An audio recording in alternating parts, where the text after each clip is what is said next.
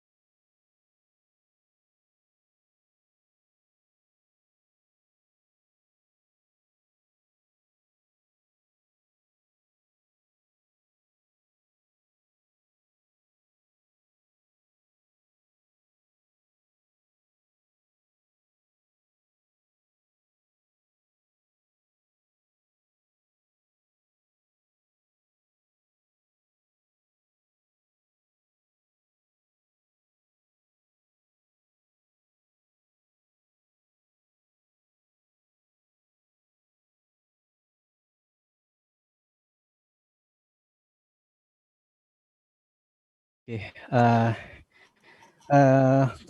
Bismillahirrahmanirrahim. Assalamualaikum warahmatullahi wabarakatuh. Assalamualaikum warahmatullahi Waalaikumsalam Oke, warahmatullahi Waalaikumsalam warahmatullahi wabarakatuh. Alhamdulillah, assalatu wassalamu ala rasulillahi amma ba'du. Uh, ini kita nak cakap bahasa Melayu atau Inggris atau Mana yang selesa, Pak? Mana yang selesa? Saya ikut keselesaan. Oke saja. Nah, oke, kita nak cakap mix language je ya. Oke, mix language betul. Kita nak cakap English, bila mana kita sukar untuk bercakap, kita pakai bahasa Melayu atau kita campur dengan bahasa Arab. Oh, 3 bahasa. 3 bahasa kalau kita bisa. Oke, alhamdulillah. Terima kasih kepada Dr. Shahid. What should we call you, Dr. Shahid? Is it Dr. Shahid or? Muhammad Shahid. Shahid. Okay, Shahid. Okay, Muhammad Shahid, Dr. Muhammad Shahid. I am I introduce myself. My name is Sofwan Hadikusuma, and you can call me Sofwan. And I will be the moderator for this lecture. That will connecting between you and the students. If the student will ask you any question about the topic, then they will deliver in their language. And if we do not understand, so I will translate them for you. And yes, this time our topic is about IR, or Industrial Revolution 4.0, and humanity on the perspective of Fiqh Muwazanat. Yes, this is such a new topic for us, an interesting one of course, karena kita masih belum banyak mempelajari hal-hal baru terkait dengan tentang sains ini. Jadi ini akan menjadi hal yang menarik buat kita semuanya, terlebih ini nanti akan ditinjau dari perspektif fikih muwazanat. Nah, because as Mr. Rizky talked about you that this is like a Sharia faculty that close to learning Islamic studies banyaknya. Jadi maybe there are so many new knowledge that will be we will get in this lecture from you, and kita berharap semoga ini menjadi wasilah buat kita mendapatkan ridho Allah Subhanahu wa taala. Semoga dengan adanya lecture ini, adanya muhadharah ini, kita bisa mendapatkan ilmu yang sebanyak-banyaknya yang bermanfaat bagi diri sendiri dan juga bagi masyarakat, bagi orang lain. Baik, Mr. Muhammad Shahid, sebelum itu I'd like to inform to the student about the curriculum vitae from Dr. Muhammad Shahid. He is a senior lecturer of Department of Sharia and Economics, Academy of Islamic Studies in Malaya University. He got his PhD in Economics and Muamalat Administration, University Sains Malaysia, and now he is also has a role in Bank Muamalat Malaysia Berhad as an advisory panel Syariah, and also he is pengajar majlis, supervisor faculty, and there are so many of the experts of Dr. Muhammad Shahid. So okay, now as we step to the main agenda of this lecture, that Dr. Muhammad Shahid, we will be having maybe 2 hours for this lecture, and maybe we will split it into 2 sessions. First session is for you to present the topic, the subject, and it will be in 60 minutes perhaps, or in 90 minutes. And after that, when you finish your presentation, there will be a question and answer or discussion about the topic from the student and from us all for about 60 minutes. So tanpa lagi kita nak berpanjang masa ni, kita serahkan the time al-waktu iya ya Dr. Syahid, falyatafaddal mashkura li tuhadiruna an hadzal unwan. Tafadhal. Assalamualaikum warahmatullahi wabarakatuh. Waalaikumsalam. Boleh tak saya mohon tukar laptop sebentar, boleh ya? Oh, boleh. Sila. Ada masalah lah. Sebentar, Okay. sebentar ya. Sebentar lagi.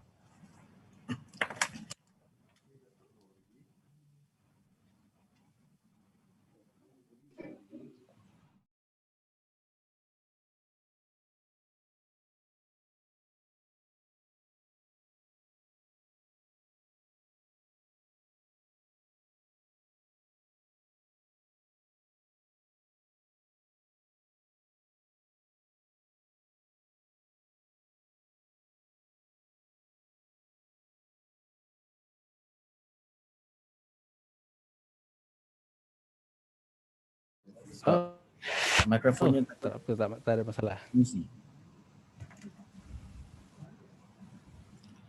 Jadi saya akan keluar seketika ya.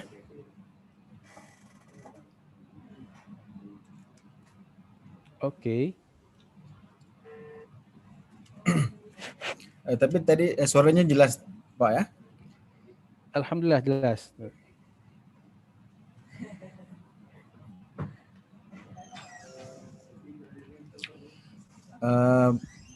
Bapak, saya mohon keluar seketika, nanti saya masuk balik ya. Nanti saya masuk.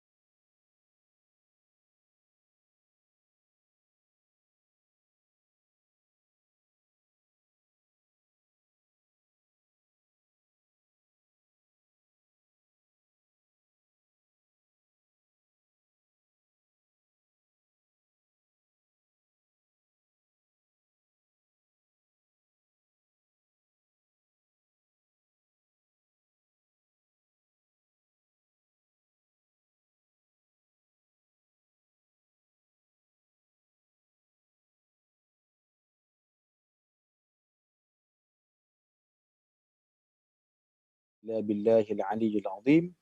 Rabbi shrah li sadri wa yassir li amri wahlul 'uqdatam min lisani yafqahu qawli. Rabbi yassir wa la tu'assir ya karim. Assalamualaikum warahmatullahi wabarakatuh. Thank you, Waalaikumsalam. Mr. Sofwan Hadi Kusuma, for the introduction, and all lecturers, rector, students, good morning. I think we have same time Malaysia to Indonesia today, but in Malaysia now at 10 a.m. or 10 a.m. I think in Indonesia 9:10 a.m. I think. 9 a.m. Yes. We're moving forward 1 hour. Okay, it's okay. So I hope you can see my screen or my presentation. Is it clear? Okay. Yes, it is clear. Okay, but it's okay. I'm trying to change it to the. Okay, this. Okay. Okay, so our topic today is IR 4.0 and humanity from the perspective of Fiqh Muwazanat. Okay, so as a beginning, we could see the objective of this lecture. To harmonize the human roles and behaviors in responding to the advance of digital technologies and robotics as an effort to achieve the sustainability of human being. Okay, why I'm choosing this topic? Because we could see in IR 4.0, or in other words is Industrial Revolution 4.0, we have so many robotics interfere in our life. And the idea is to replace human ability to do a job. I think for a very simple thing, we have handphone. I think we all have happy. I think we call happy handphone. Okay, those days, I mean, 20 years ago, 30 years ago, before we have handphone or smartphone, for example, I think phone number. We are keep on memorizing the phone number, house phone number, our father phone number, mother phone number. Now, after we have smartphone, everything is recorded in the phone. So we are depending on the phone or on the system or on the devices at all. If we can say, if we lost our phone, actually we lost everything. Even I think as a lecturer also, we keep our notes, our books in phone. And then we go to the class. And if we miss our phone, I think we will cancel the class because we are missing everything. Okay, now actually that is the main of technology in our life. Is a very important thing, significant implication in our life. Okay, it's okay. Now we are talking about IR 4.0. IR 4.0 is actually everything in industry, health industry, education, business, financial, banking, capital market, is everything will be handled, and they are getting the data, or they will get the data, or they will arrange the data. Everything we are depending or relying on the robotic or on the big data, we call it as a big data. In Malaysia, we call data raya. Okay, and then what happened in the future if everything could be done by the robots, could be done by the system? I think now we have our handphone or Apple, we have Siri. We just click and then we talk. We want to call our father or mother or friend, and then they will call for us. So actually, there's a robotic system or robotic devices that help us in order to easy or to provide easiness in our life. Okay, but in the future, I think we watch television or film, Terminator, for example. I'm not people who like film, but we know that Terminator. That's actually they try to visualize how a robot they can do in our life. Okay, now as a Muslim or as a Sharia student or Sharia researchers, we need to clarify what is the status of this robot. What is the status of this technology in our life? Is it we can rely it in total? Sometimes they can replace ourselves, or we have some limitation, could be done or could be executed by the robot, and the other will be done by humans. Okay, that's how we want to harmonize the understanding, harmonize the function and the roles between human and robots. So we go to the next slide. I'm sorry because I'm using this appearance because, okay, I think you could see this. Okay, now current scenario. Number one, the new technological advances that overwhelming world today is in the edge of IR 4.0 witness various challenge to human being, particularly Muslim. Balance between the advance of techno movements and religious faith requirements sometimes create a big gap in our life. Not only focusing on takalif, but it also related to relationship with our surrounding and nature. Because if we are too heavy relying on the robotic, relying on these technological advances, sometimes it can create doubt for us. Is it real? Is it true? That the big question mark will play in our mind. Therefore, the balancing between this clash is needed in order to us to sustain as the Khalifa in this world, in order to achieve maqasid al-Sharia. Okay, that's an introduction. And we go further.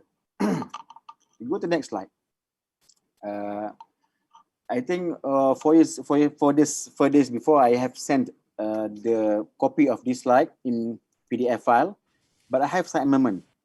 I did some amendments and then I will share back to the participants the new amended file, inshallah. Okay. When we are talking about IR 4.0, digital solution that always related to this IR 4.0 are, one of things is Internet of Things, IoT. Everything is internet. Without internet, we cannot do anything. Even without internet, we cannot do our class today. We cannot connect between us today. We cannot connect between our and also in our friends every day. Okay. Big data, cloud computing, additive manufacturing, advanced robotics and artificial intelligence, learning machine. They have the difference between this. Simple to say is, I think we have phone. iPhone, for example, if we can use the Siri. Siri is one type of AI products. And then we go to the internet, we have FB, we have Google.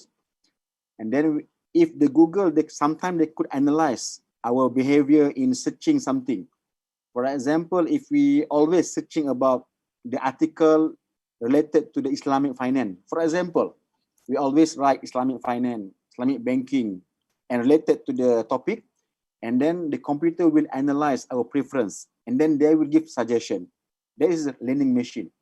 So they have a relationship between AI and LM. And then we have also augmented and virtual reality, AR and VR. And then we have RegTech, regulation in fintech. Those are the things actually something that related to the IR 4.0. And the most thing and the backbones of this IR 4.0 is internet. Without internet, we cannot do anything. Without internet, the internet is a backbone, is a main important thing. So someone asks us, sometimes people will ask, okay, sometimes people ask us, how about if one day there is no internet? Mr. Sofwan, I think, is it possible to be in our future? There's no internet at all. Wow, we cannot imagine if there is no internet in the future. Okay. We can imagine how about one day there is no electricity. No electricity, no light, no everything. Yeah. Okay, some scientists, they make some research. They said, that's the finding of the research, world will not go back, will not turning back to the previous periods, which is we have no electricity, there is no computer. World will be moving forward. Yes, I think we watched the film. I think we watched the Water World. I think that is film about something people world have lost everything. There's no electricity, there's no energy, no nuclear. But until today, the world will moving forward. Yes, we believe in the Judgment Day, Hari Kiamat. Okay, they will be happen, inshallah. La mahala, la rayba fi. But in terms of technology, human will create, innovate and innovate. And now we have internet. I think the internet, the net or the chain of the internet, I think you can see they are put it in the sea, in the offshore. The size of the internet, or we call it as the cable itself is very, very huge and very mass and very strong. Okay, so if anything happen, they can sustain the net or the connection or the cable. So the scientists say we will not go back. We are moving forward and forward, go to the industry 4.0, and might be in 40 years we are in industry 5.0. Wallahu alam, we don't know. Okay, so now is a big challenge for us, especially for the research or Sharia researchers and Sharia students, to understand the behavior of the technological advances and also the devices and the system in order to cope, in order to, we can say, to meet with the needs or requirement of Sharia. Okay, I'm not choosing all topic, but I'm choosing one or two topics today, inshallah. I think we could make our session very relaxed. If there is a questions from student or from lecturers, we can make a discussion. I don't want to give a lecture. We just have to a very relaxed discussion. Since today is yesterday is a holiday, liburan, so we need to be more easy. Okay. Yeah, Safwan, yeah. Yeah, of course. We will enjoy this. Okay. Okay. We go to the definition. I am sorry, they have something wrong with the spelling. Definition of Fiqh Muwazanat. تعريفا أو تعريف فقه الموازنات الأسس والمعايير التي تضبط عملية الموازنة بين المصالح المتعارضة والمفاسد المتعارضة. So how, or the method, or the parameters, or the maxim that guide us in order to balance between masalih and the contradict masalih and also the harm. Masalih, or we call it as an interest, and also the harm.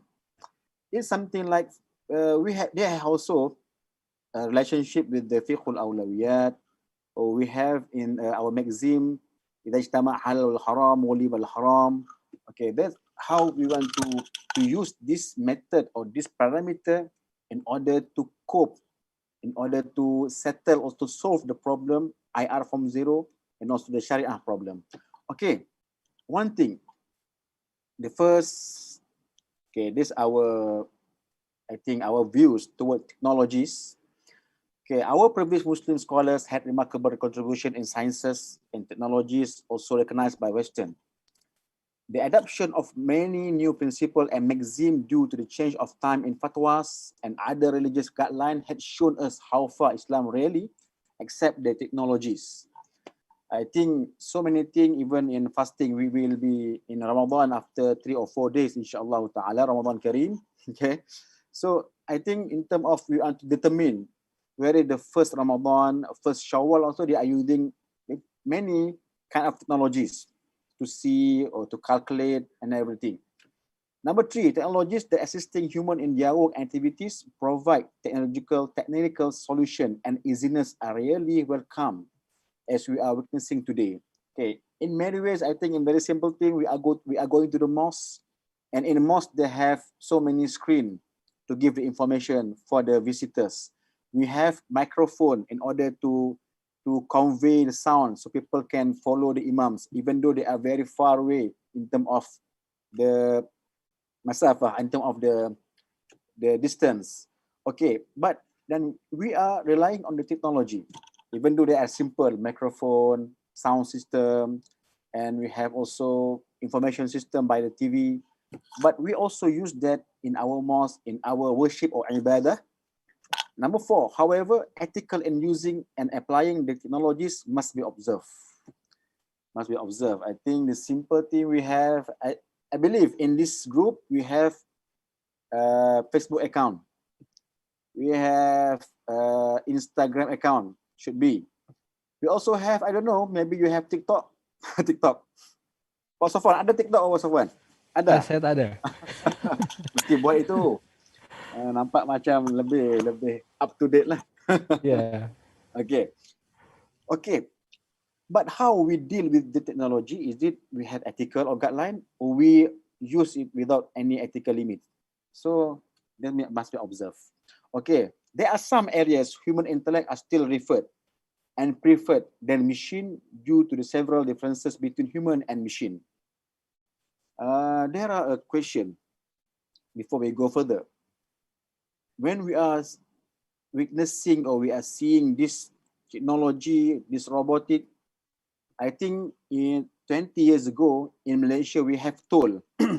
I think also we have toll in Jakarta, toll in our highway.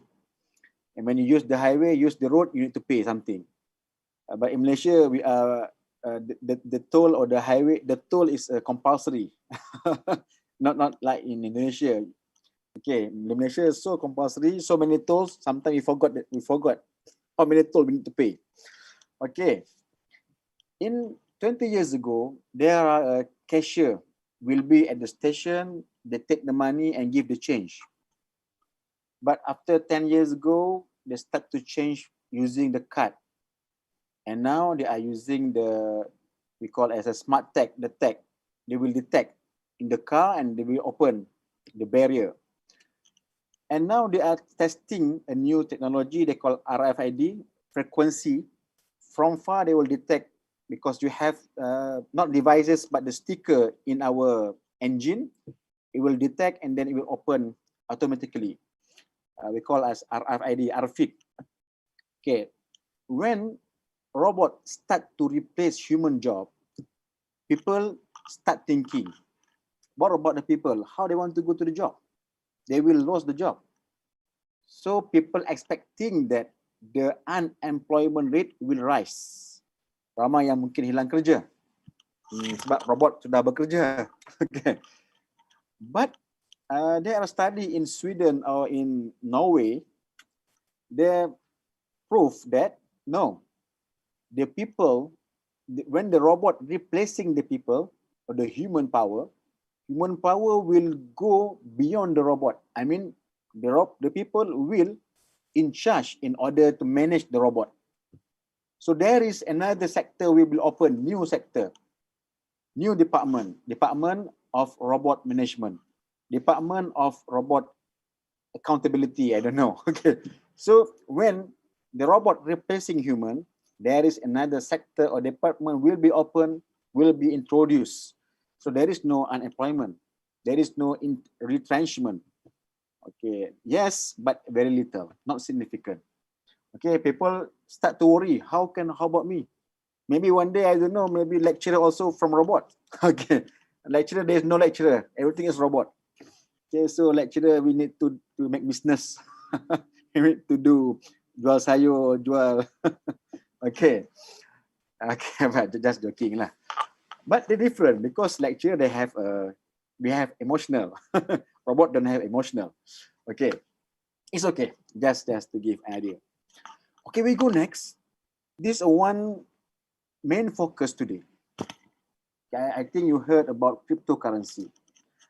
In Indonesia, I don't know what about the development of cryptocurrency, but in Malaysia, from the view of central bank, they are, for time being, they are not agree. We are not accepting any kind of cryptocurrency to be a medium of exchange today, until today. But there is a study, there is a research carried out today or now, currently will be going about cryptocurrency, how far we can rely on the cryptocurrency. Yes, cryptocurrency is actually borderless. There is no boundaries. There is no border.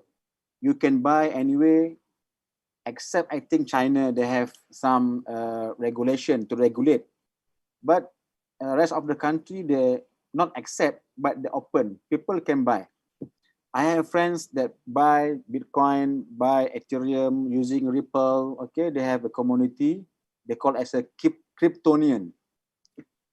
Kryptonian is like a Superman, Superman family members. Okay, Kryptonian, people who love cryptocurrency, they call as Kryptonian or cryptocurrency traders. Okay, so they are everywhere in Malaysia. I think also they have in your countries. And in China, they have a factory in order to produce this currency. Okay, what is the problem of cryptocurrency? Okay, digital currency that can be used to buy goods and services. You can use it. But the problem, there is no physical appearances. There's no physical or intrinsic value. Even there is no physical item you can touch. For example, if Mr. Safwan, I think I want to give you a ripple, for example. Okay, I give you a ripple, but I don't have in my hand, and you also not accept in your hand. There's no yadan biyadin. Okay, Yeah. no yadan biyadin.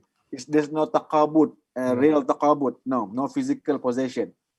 But I will transfer into your account. You have a private wallet, or we have also public wallet to transfer to accept the cryptocurrency.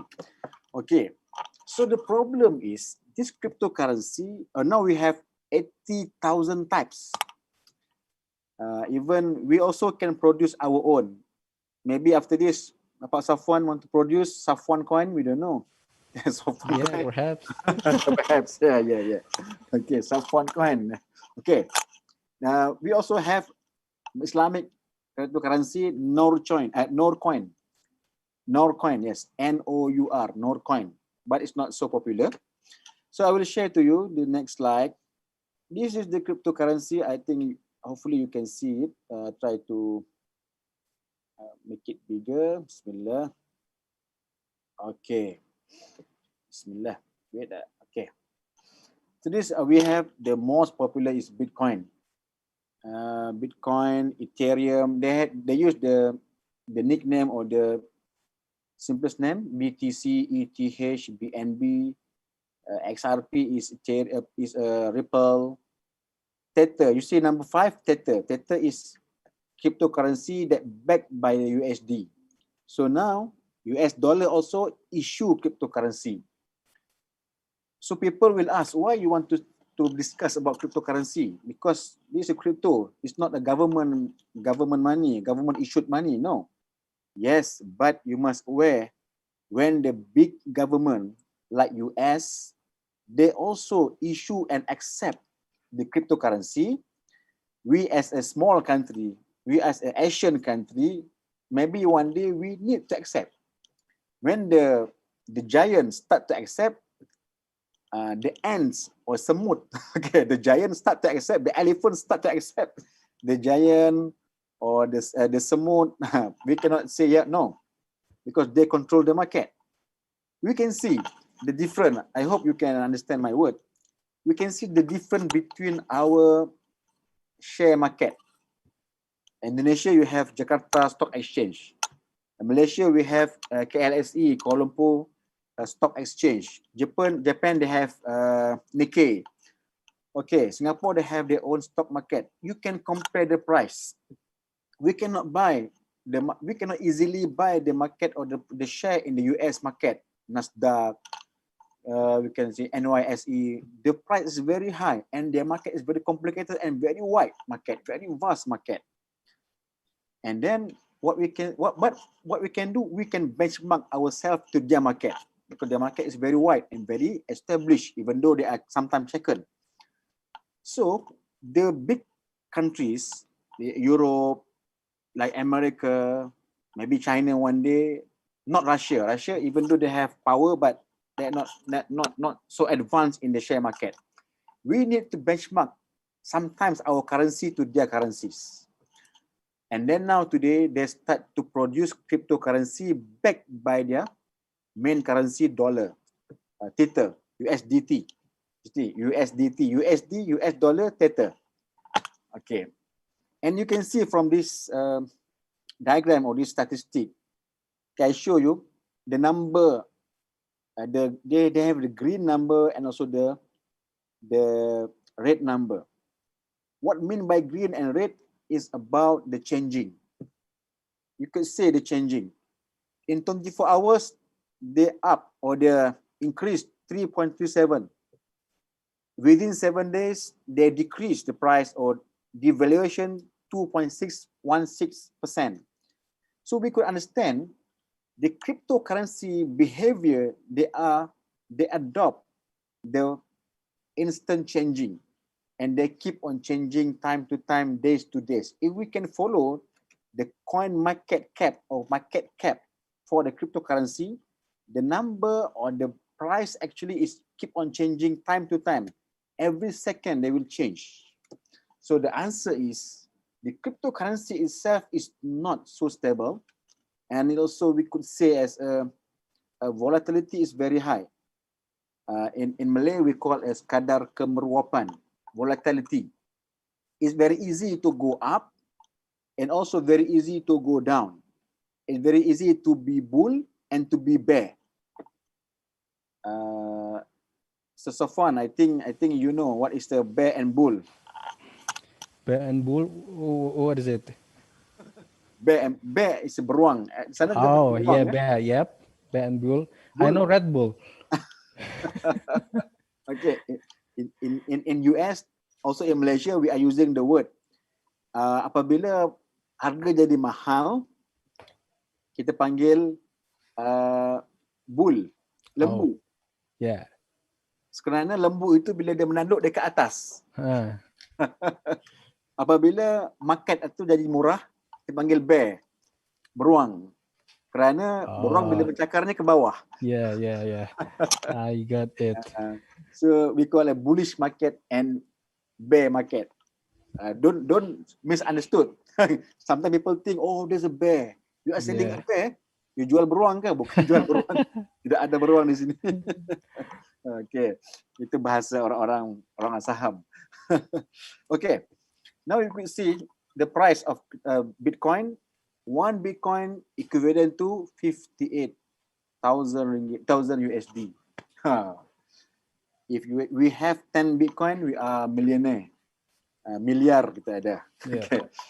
Okay. So what is the problem with the cryptocurrency? This is only the currency. Yes, but the problem will come after this. And when this currency start to gain acceptance from the market, sudah mula orang terima. And big company like Microsoft, Apple, we know that this company is very valuable from the price of share. Harganya mahal. Share Apple tak sukar nak beli, mahal sangat. Okay, it's about 400 something dollar.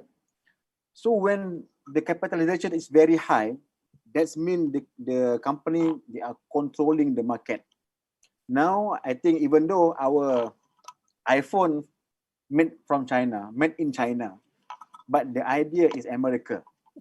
Microsoft is America.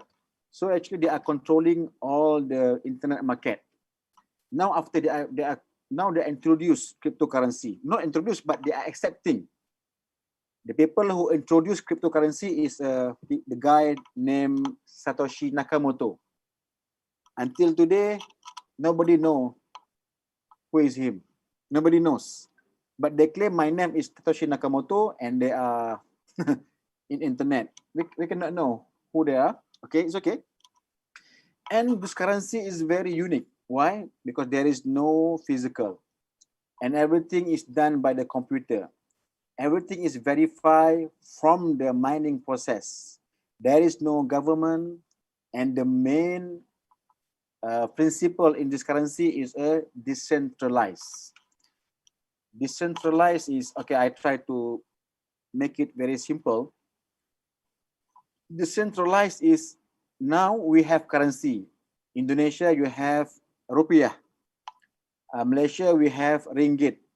Singapore, they have Sing dollar. Brunei, they have Brunei dollar.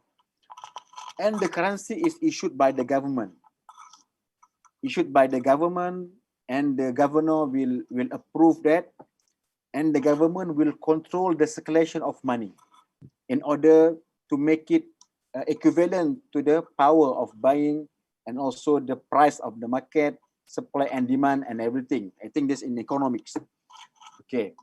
If the country produce more money compared to the services and goods, it will lead to the inflation. And vice versa, it also can lead to the deflation. Okay. So what is the governing did? A government will try to manage, will try to keep in balance between the currency circulated in the market. We have M0, M1, and M2. Okay. So it also can trigger to the economic stability by balancing between the currency and also the good and services, GDP. But if there is a currency not governed by the authority,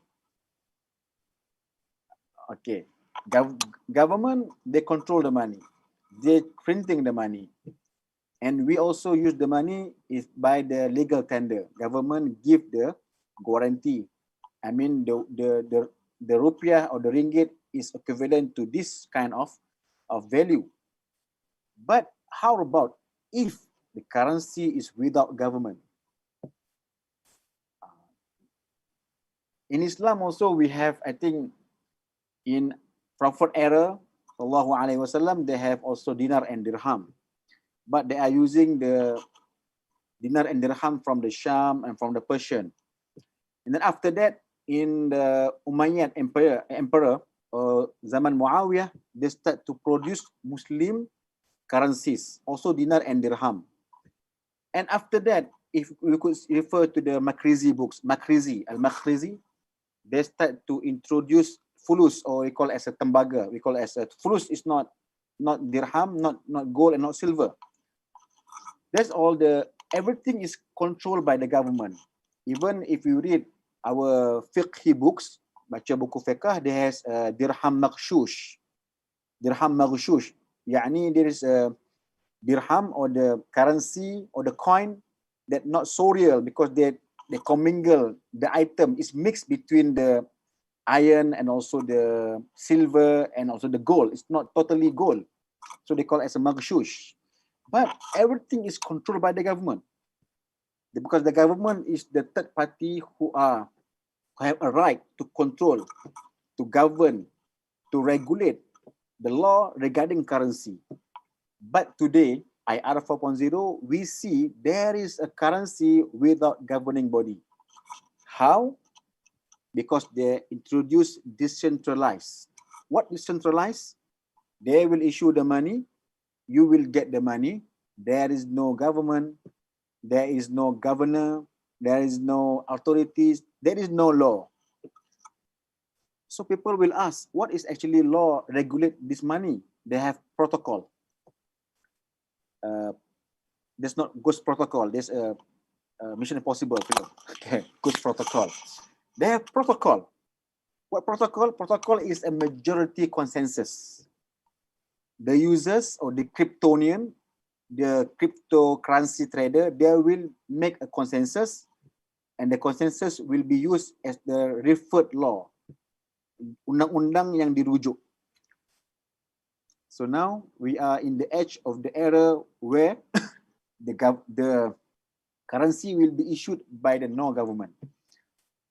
And then we have 8,000 types of cryptocurrencies. Yes, we have the dominant Bitcoin. The problem is there is no government. People will ask, who control? I don't know. Who will print? I don't know. Who control the price? I don't know. Okay. But they claim this is supply and demand, controlled by robot, by mining process. So, but we can trust, but it's hard to us to trust because there is no referred bodies. There is no authorities behind these cryptocurrencies. So people will keep on asking. And then it have proven in America from 2016. Okay, the data, I think the data is in a journal. From 2016 until 2018, there is a million of hack coin. I mean, the Bitcoin that have been hacked, have been robbed. I think dicuri, hacked online. Okay, so for example, if I lost my Bitcoin, where I can go to? I can go to police station. Saya jumpa pak polisi, saya buat report. I go to police station and make a report. So what police will do? They will take the report and they will say, okay, we will go to investigation. Okay. But what we'll do?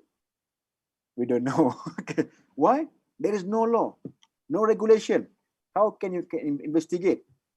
And if you investigate online, I think online is like alam ghaib, you know, alam ghaib, alam malaikat, alam malakut jabarut. They cannot see. Okay, there is no fence, tak ada, there is no jail, no prison. No, no, no.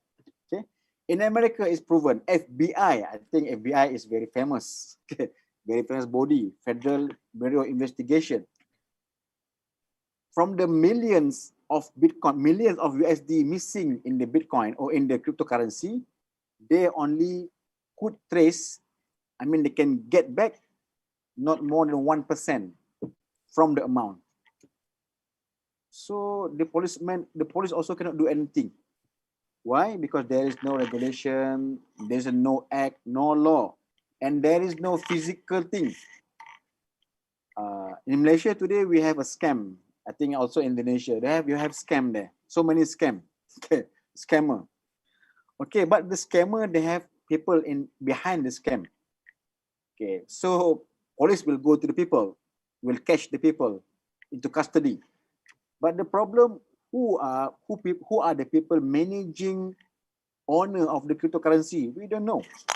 There is no registration, no authorization, no authentication. So itu benda yang sukar, is very difficult.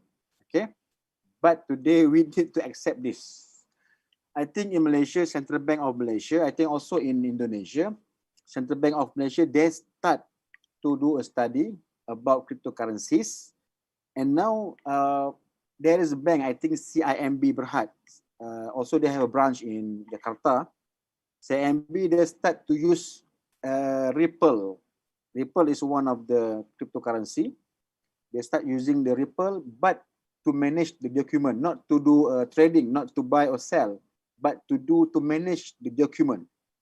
Because cryptocurrency also they could use in blockchain.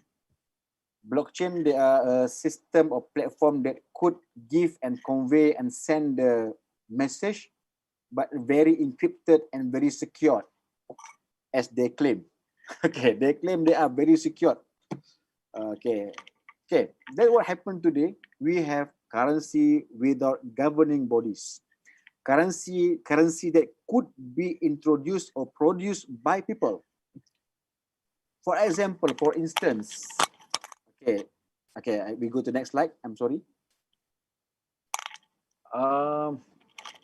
Okay, Bapak Sofan, after 10 minutes, we could open for the Q&A because. Oh yes. Yeah. Yeah. So we make it more relaxed and more two-way communication. Okay. And more enjoyable for the students. Okay. If there is question, you can raise your hand. I think for students, it's okay. You just open the floor. Okay. Bismillah. Where we are? Okay. I just want to share about the mining process. Okay.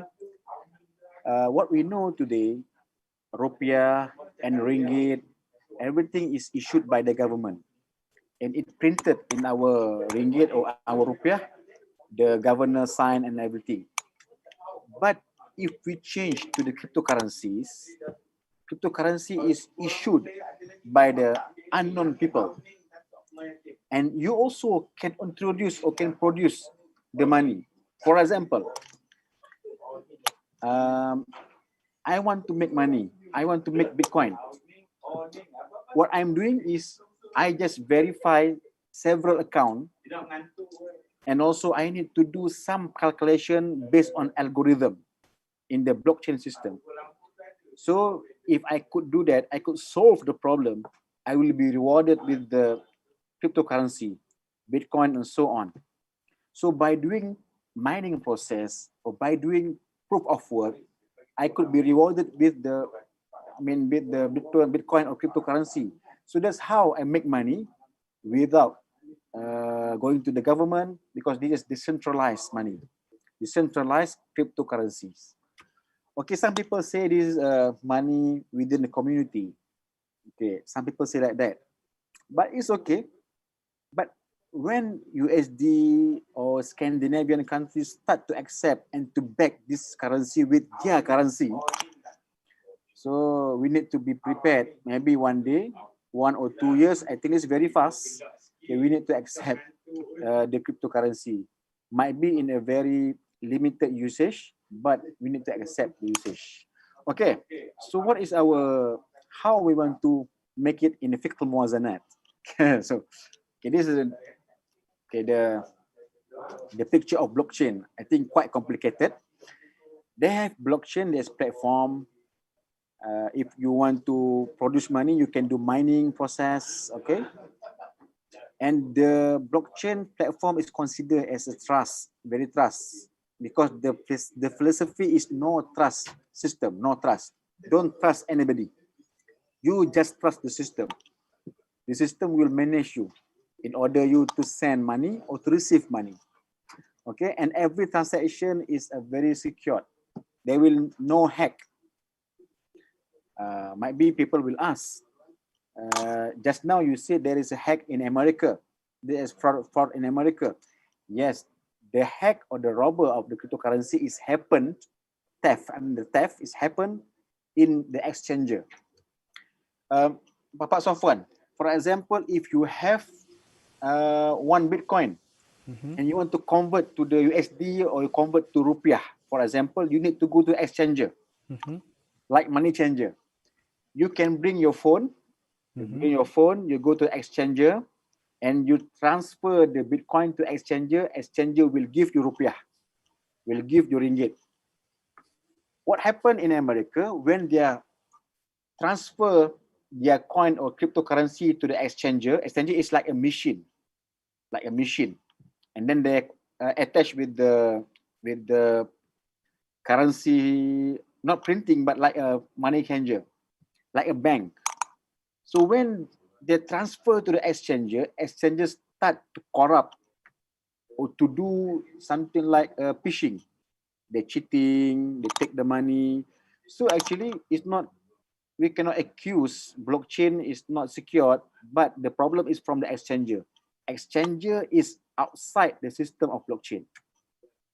Okay, I'm not claiming that the blockchain is could be trust and very secure, but what they are proven today, they are very secure in terms of giving the information. For example, Mr. Sofwan or our students today, if you want to give an information, very classified and private confidential information, I think if you give by WhatsApp, it's not so secure.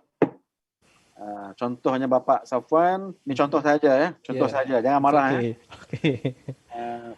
Mau bernikah satu lagi contohnya. Bapak Safwan jangan marah ya. Kalau dihantar pakai WhatsApp, akan ketahuan nanti. Tidak selamat. Boleh print screen, boleh forward. But if you send the message through blockchain, nobody will know. Only you and the receiver will know the information.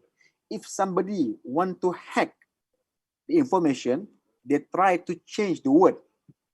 For example, the message is Mr. Sofwan want to go to the mosque. For example, Mr. Sofwan or I'm Shahid want to go to the mosque. That's the message. If somebody want to hack, they want to change not mosque but supermarket. They want to change the word mosque to the supermarket. Shahid want to go to supermarket. For example, simple word. If they try to hack, I mean they try to change the word, the algorithm will change totally. So when the algorithm change, and then the system will trigger. When the system will trigger, it will reject the change. So you cannot change, you cannot do hacking activity in the blockchain system, is what they claim. Okay, so the blockchain system is a very, until today, secure system in the system. But if you put it in outside the system, there will be a potential to be hacked or to happen any fraud. Okay, so that's how they are doing blockchain. Blockchain is something that's a very amazing, I think, innovation. Okay. There are in Malaysia one courses about blockchain only. 2-month courses how to understand blockchain, and everyone can create blockchain. There is no limitation. You can use.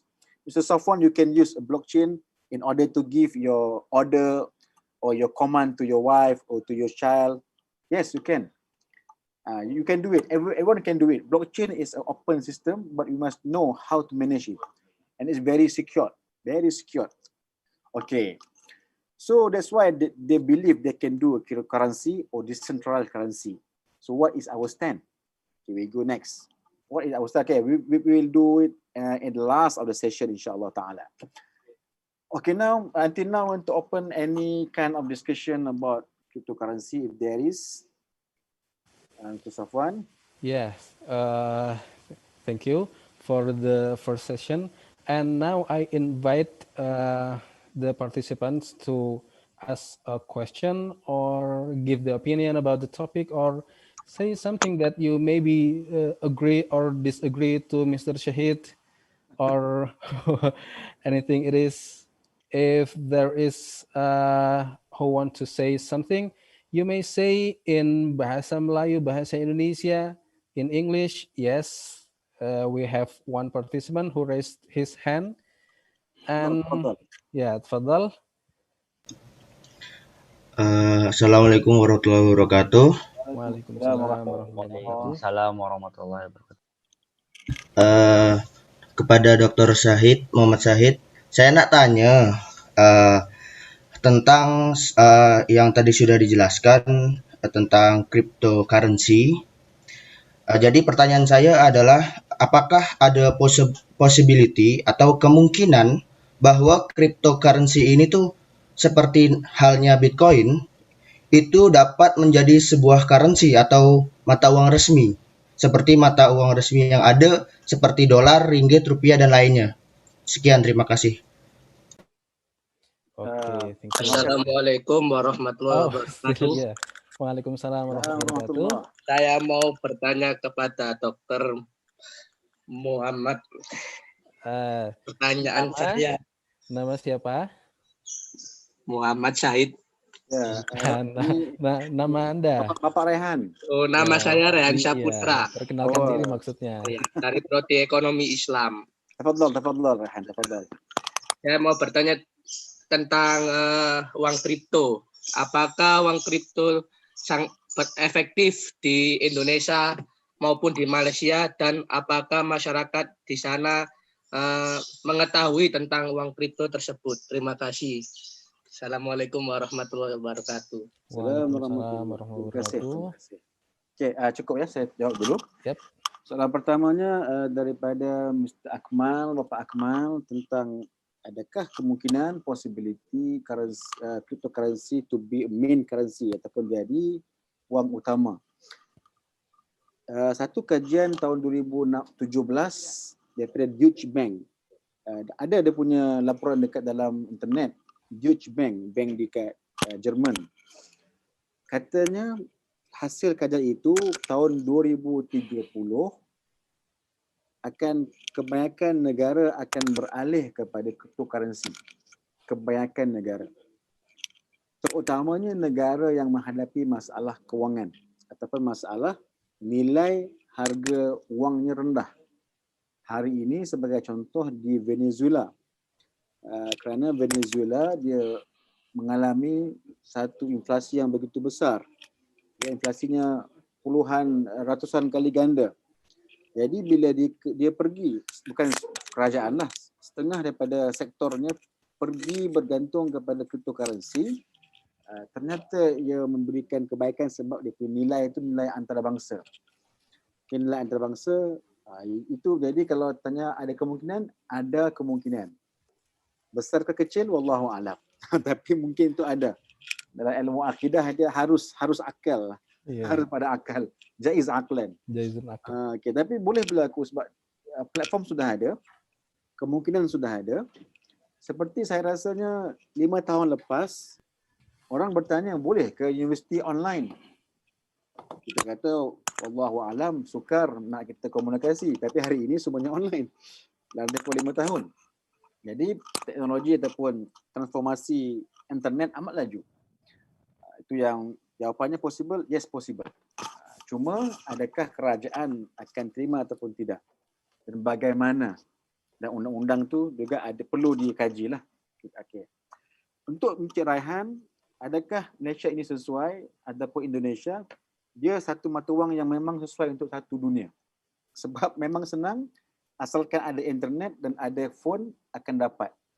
Hari ini kadar penetrasi ataupun kadar accessibility ataupun kadar penggunaan handphone, internet untuk seluruh dunia melebihi 85%. Jadi 85% penduduk dunia berpotensi menggunakan satu mata wang yang sama. Kalaulah kita kata semua guna. Okay. Contoh macam ringgit hanya boleh guna untuk orang Malaysia 30 juta. Rupiah hanya untuk Indonesia boleh guna lebih kurang 240 juta. Tapi kalau adanya online ni, cryptocurrency boleh guna 6 bilion manusia yang ada accessible.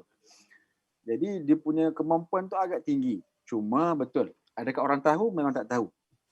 Dia akan tahu sekiranya kerajaan terima, kerajaan buat undang-undang, government regulate the law and government enforce, orang akan tahu. Contoh Mr. Rehan, kita di setiap negara dia ada dia panggil sebagai OPR, overnight rate policy, overnight profit rate. Mana kita punya mata wang ini, currency kita rupiah, ringgit, sing dolar, ada dia punya rate yang berubah-ubah oleh kerajaan. Rasanya bila COVID ni berlaku, kerajaan masing-masing akan menurunkan kadar interest. Benda ini orang tak tahu. Melainkan kerajaan bagi tahu. Benda yang berbentuk teknikal ini jarang diketahui sebab dia agak kira-kira. Kira-kira jadi, tapi yang belajar ekonomi dia tahu. Ada dia panggil sebagai OPR ataupun overnight profit rate. Ada interest rate. Dan setiap kerajaan ada dia panggil SRR, setiap bank, iaitu Statutory Reserve Requirement. Setiap bank perlu simpan dia punya reserve. Orang tak tahu, tapi itu ada. Bila dibaca, ada. Dan itu memberi kesan kepada jumlah pinjaman, kesan kepada teknologi, kesan kepada ekonomi dan sebagainya. Jadi kalau soalannya tahu, belum tahu lagi, tak ramai yang tahu. Ada seorang student sedang buat kajian tentang kadar kefahaman rakyat terhadap cryptocurrency, tapi kiranya kerajaan ingin orang tahu, they will know and they will accept. Tapi kalau lagi mudah, lagi orang gembira. Okey, masa itu saja Mr. Rehan. Okey, we proceed insya-Allah. Apa Safwan? Okey ya. Kita sambung gimana? kembali. Masih adakah? Are there any? Oh yes, there are two who raise their hand. No, Silakan. ya silakan langsung aja. Langsung aja. Ya. Assalamualaikum, Sir. Waalaikumsalam warahmatullahi wabarakatuh. Tafadhal. My name is Andika Raditya from Islamic Economic major. I want to ask about the price of cryptocurrency. Okay. What factor that can cause the price of cryptocurrencies going up and down? Thank you. Thank you, sir. That is a very favorite question. Yeah. Faktor yang contribute to the increase and decrease of the cryptocurrency. Simple word is supply and demand. Okay, simple word, supply and demand. But the problem will rise, and we ask the people who are managing this cryptocurrency, how you can define or determine supply and demand? Where is the data you get in order to analyze that the currency in demand or in supply? Itu masalahnya. Jawapannya mudah, supply and demand. Okay, talab al-arad. Mudah, tapi bila ingin dipastikan adakah benar supply and demand? Is it real? Supply and demand is real or fabricated? That's a big problem because everything is actually controlled by the computer. But until now, they are claiming supply and demand. And we have experience. Okay, just berkongsi ya, Encik Andika, Bapak Andika. Tahun 2017, the price of Bitcoin, BTC, Ketika itu tidak begitu mahal. Tapi tiba-tiba naik sampai 200%. Increase until 200%. I think they've double up the price. So soalannya ialah, mengapa? Dia kata demand. Okeylah. Tapi kemudian itu demandnya ada, harganya jatuh. After that, the price going down. We call as a bear price. Okay, jatuh. Sedangkan ada demand. Tapi katanya bukan supply and demand. Ketika itu berlakunya panik. Macam juga saham. Panik juga akan berlaku. Seperti contohnya apabila Joe Biden menang pilihan raya di Amerika, so market jadi stable ataupun harganya jadi stable. Sebab apa? Orang gembira. Jadi banyak faktor. Tapi faktor yang paling utama ialah supply and demand. There is also another external factors. And also they have a political factors. If one day America start to accept or start to enforce people to accept Tether, and also in other countries like Russia, or we could say as Scandinavian countries start to accept this currency, I think ketika itu harganya akan stabil. Jadi faktornya begitu banyak, ya. Tapi asalnya adalah supply and demand. Wallahu a'lam. Ya, terima kasih. Ya, selanjutnya Safira. Sila. Ya. Assalamualaikum warahmatullahi wabarakatuh. Waalaikumsalam warahmatullahi wabarakatuh. I apologize in advance. I'm still not too clear about how cryptocurrency works. Is it the same as stocks or it's different? Thank you. Okay. Alhamdulillah. Cerita pasal bagaimana berfungsi itu panjang. How it work, it take times. But okay, I try to simplify. Okay, try to simplify. How it works. Okay, first of all, okay, I get the story. I take the story from the Bitcoin story and try to give the short stories to summarize the idea. Okay, cryptocurrency start in 2009. They give money, they issued money, and it's very cheap, like a token, but token online token, which is called as Bitcoin, online token, very cheap. One Bitcoin is about 100 USD. One Bitcoin is 100 USD, very cheap. And this token is were used in order to exchange something with the friends between the small community. For example, saya ada satu Bitcoin, saya nak beri kepada Bapak Sofwan, Pak Sofwan pun ada beri pada Ibu Syafira sebagai contoh lah. Bertukar-tukar. Jadi token itu untuk apa? Mungkin boleh beli nasi lemak, boleh beli bakso, boleh beli makanan di sana. Okay. They are using the token for small community. But somehow they get in demand. Maknanya dah ada mula permintaan. Community telah besar. Jadi mereka sudah mula menggunakan itu. Dan itu dilihat stabil. Stabil kerana tidak ada orang tengah, tidak ada central parties. That the mean by decentralization. Saya ada satu Bitcoin, saya beri pada Syafira. Kalau duit ringgit, contohnya saya ada 10 ringgit. Saya ada 1,000 ataupun 10,000 rupiah. Saya transfer kepada Syafira pakai remittance, pakai orang tengah, pakai bank akan convert, itu banyak mediator. Itu semua mahal, semua ada cost. Akhirnya 10 ringgit akan sampai ke Syafira 8 ringgit sahaja. Sebab ada banyak orang tengah ataupun mediator, intermediaries yang akan ambil cost. Tapi decentralized cryptocurrency direct. Saya mau transfer duit, I want to transfer money atau cryptocurrency to the people in Argentina, very far away. But no cost. No cost. But if saya nak transferkan duit dolar ke orang Argentina hari ini, masa 2 hari, 3 hari, cost transfer, cost mungkin tukaran duit. Jadi itu semua cost. Tapi decentralized ataupun blockchain dia tidak ada cost. Ada cost sedikit lagi murah daripada duit currency ataupun fiat currency. Jadi itu how it work lah secara mudah. Asalnya small community, rakan-rakan besar dan ada demand. And then yang menjadikan dia mahal kerana dia buat satu pengumuman.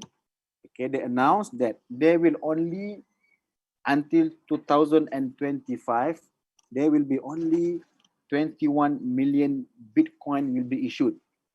There is no more than that. So bila ada limitasi, dia boleh control inflation. That's the idea. Okay. Bila ada keterhadan, benda tu akan mengawal harga. Hari ini kita punya duit kadang-kadang bergerak atas dan turun kerana supply and demand satu hal, kerana juga inflasi yang berlaku. Dan kerana juga setengah negara mencetak. Contoh yang paling besar, Venezuela. Mencetak duit dan sebagainya. Itu boleh kita bacalah daripada sejarah mereka. Tapi bila Bitcoin kata there will be only 21 million Bitcoin in the market, benda itu menguatkan harga Bitcoin. Yes, supply and demand tu yang paling penting lah. Okay. Dan the process, mining process, proof of work itu semua dalam komputer ialah untuk mereka verify account itu. Mungkin nanti kalau ada masa Syafirah boleh rujuk dalam YouTube, cari how blockchain works. Blockchain. Macam mana dia berfungsi. Okay, benda itu semua dalam komputer, tapi komputer mesti kuat. Dia tak boleh pakai yang komputer biasa. Dia pakai mesin yang banyak untuk buat algoritma. Okay. Tapi apapun itu satu benda yang baru yang pada sisi pandang ekonomi agak mengancam ekonomi itu sendiri. Terutamanya monetary policy, ekonomi kewangan itu sendiri.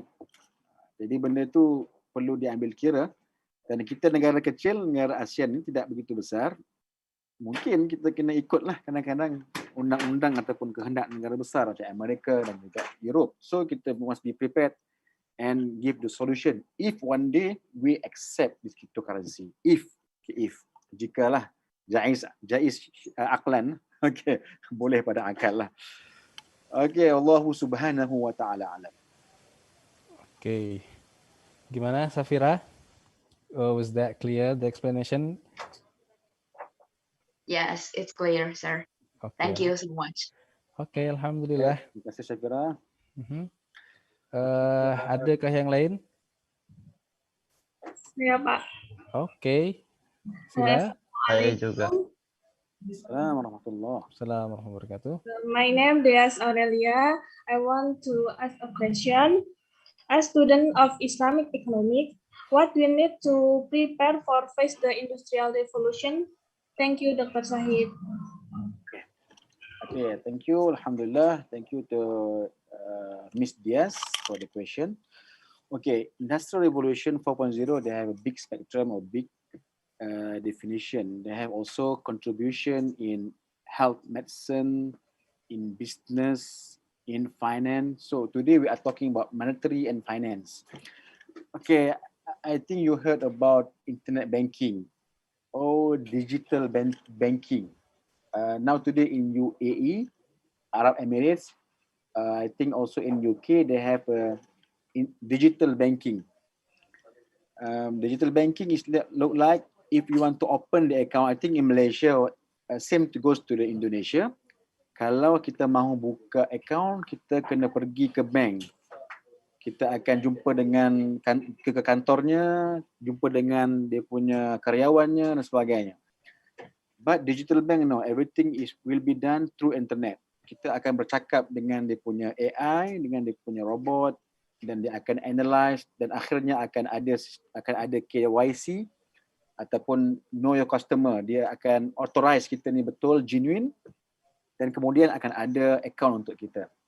Okay, itu semua telah pun ada di US dan UK dan juga UAE.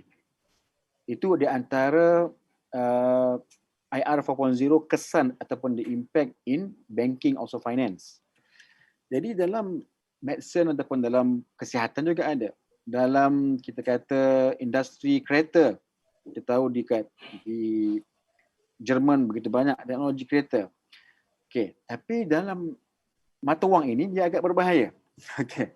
Dia tak berbahaya dalam bidang kereta, bagus. Sudah bagus, sudah boleh they can improve the production. Okey, tapi dalam bab kewangan, sebab ianya rahsia. Ianya bermain dengan volatility of the market, dengan price, dengan economic stability. Sebab itulah di antara perkara yang kita boleh terima AR 4.0 yang kita boleh terima. Tapi bila dia melibatkan satu madarrah yang mungkin dipanggil sebagai madarrah, mafsadah itu mafsadah yang mungkin yang marjuah, expected mafsadah. So bila expected mafsadah itu dan ia pernah berlaku, jadi perkara itulah yang perlu kita sediakan dengan beberapa guideline dan beberapa undang-undang. Dan ternyata sistem ini manusia yang buat. Dia bukan sistem yang dibuat oleh ya Allah buat semuanya. Itu tidak salah. Tapi boleh dikawal. Ya, boleh dikawal. Kalau dibiarkan robot yang bekerja, kerana itu robot tidak mengerti ekonomi. Robot dia semua mengikut apa aturan ataupun the settings. So manusia perlu ada interference. Human kena ada interference. Especially kita as syariah students ataupun researchers. Tak semua benda ini adalah halal. Adalah patuh syariah ataupun syariah compliant. So the impact itu cerita yang pertama, halal haram itu cerita yang kedua. Dalam internet ada pelbagai produk-produk bisnes yang kadang-kadang tidak patuh syariah. Okey, jadi benda itu kita perlu lihat apa yang kita perlu sedia dengan jangkaan dan apakah jawapan. Kita tidak boleh mengelak. Hari ini sukar untuk mengelak. Sebab kita memiliki sistem. Sistem itu dahulunya maklumat dalam televisyen. Kita boleh buang televisyen. Hari ini maklumat dalam handphone kita dan kita perlukan phone. Jadi kita tak boleh mengelak tapi kita boleh kawal. So apa yang nak kita buat, kita kena bersedia dengan kemungkinan dan kita sediakan dengan alternatif ataupun jawapan dan juga undang-undang. Okay, benda itu boleh dibuat dan saya yakin setiap negara ada kelebihan. Indonesia ramai yang pakar-pakar. Indonesia lebih kehadapan dalam bab software Islamik. Dekat di antara Malaysia, Thailand, Brunei, Indonesia lebih kehadapan dalam membuat software, membuat aplikasi internet Islamik ataupun tidak. TikTok tu ialah. TikTok tu biasa. Okay, tapi ini aplikasi. Jadi tidak ada sebarang halangan, tidak ada sebarang pengecualian, kesemuanya boleh terlibat dan semuanya perlu bersedia. Okay, jadi itu sedikit jawapan. Tapi kajian perlu dibuat, lihat pada skop-skop. Saya lihat pada skop finance sebab dilihatnya kripto ini mungkin mengancam jika tidak kita kawal. Okay, itu pada pandangan saya lah. Okay. Wallahu subhanahu wa ta'ala alam. Terima kasih ya, Miss Dias. Oke, baik, Thank you, alhamdulillah. Dr. Shahid. Ya. Apa masih ada yang ingin bertanya? Saya. Oke. Tafadhal. Assalamualaikum, Dr. Shahid. I have some question. Is there a specific network that control crypto? Specific what? Network? Yeah, specific network. Okay. There are open market if you want to buy or you want to sell cryptocurrency. For example, siapa yang bertanya ini? Rifqi. Iya. Namanya Rifqi. Okay. Bapak Rifqi boleh search internet, tulis saja BTC Bitcoin ataupun tulis saja coin market. Saya tulis dekat chat box ni, coin market cap. Boleh tulis saja BTC, boleh cari coin exchanger. Di sini kita boleh membeli dan menjual. Yang penting ada duitnya. Okay, boleh membeli dan menjual. Dan kita boleh bermain, boleh trading. We can trade, we can buy and we can sell. And nobody can block us. Okay, tak ada yang boleh halang. Sebab apa? Ada sistem internet, melainkan kerajaan sendiri yang menghalang. Rasanya tak ada kerajaan yang menghalang setakat ini. Boleh beli dan boleh jual. So itu semua akan disediakan maklumat dan disediakan juga dia punya the platform you want to trade, buy and sell every day. Cuma harganya mahal. Kalau Bitcoin harganya mahal. Kalau Ripple yang murah-murah itu bolehlah kita beli, tidak begitu mahal. So it's open market, Mr. Rifki, you can do it, you can buy and you can sell. There is no, and you also can take as an investment. So in Malaysia, some of the scholars, ada ulama yang mengatakan untuk pelaburan tidak ada masalah. Untuk pelaburan tidak ada masalah sebab kita macam kita beli tanah, kita beli emas, kan? Kita untuk melabur.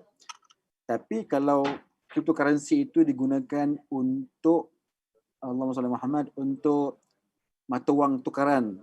Contohnya kita pergi ke stesen minyak ataupun mobil minyak ya, jual minyak itu kita nak beli, tapi tak boleh. Kenapa? Itu merupakan undang-undang kerajaan, kena terima rupiah sahaja, ringgit sahaja. Tapi di kalangan kita boleh labur, tidak ada masalah. So semua boleh dirujuk lah, boleh rujuk. Banyak. Memang platformnya internet. Jadi mudah untuk kita beli dan jual. Cuma bezanya hargalah. Okey, itu saja Mr. Rifki. Yeah. Okay, thank you, Doctor. Afwan. Okay, Alhamdulillah. Do you still accept any questions, Mr. Dr. Shahid? Okay, just open the question. Okay, so the question session Q&A session is still open. So if there are any student or any participant who want to ask any question related to the topic, falyatafaddal. Yeah. Okay. Wait. Okay, I think we could resume to the next slide. Okay? Yeah. Okay.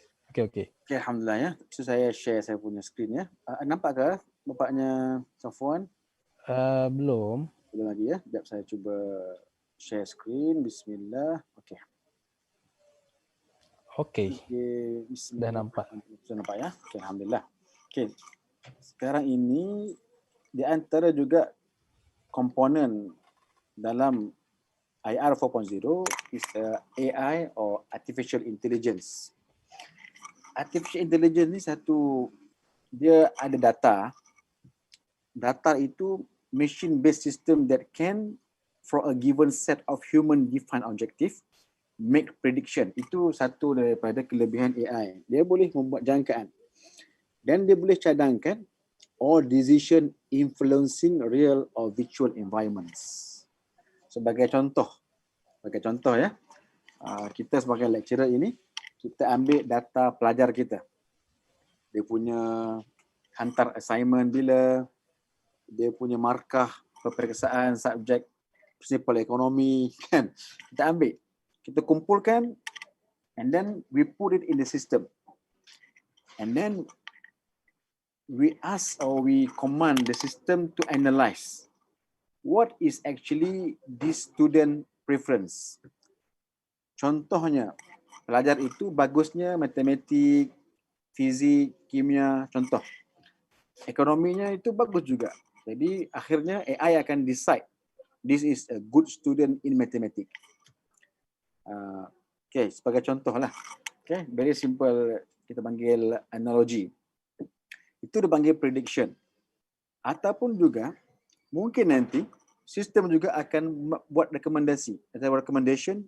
Okay, this is a good student to be in a S2 atau S3.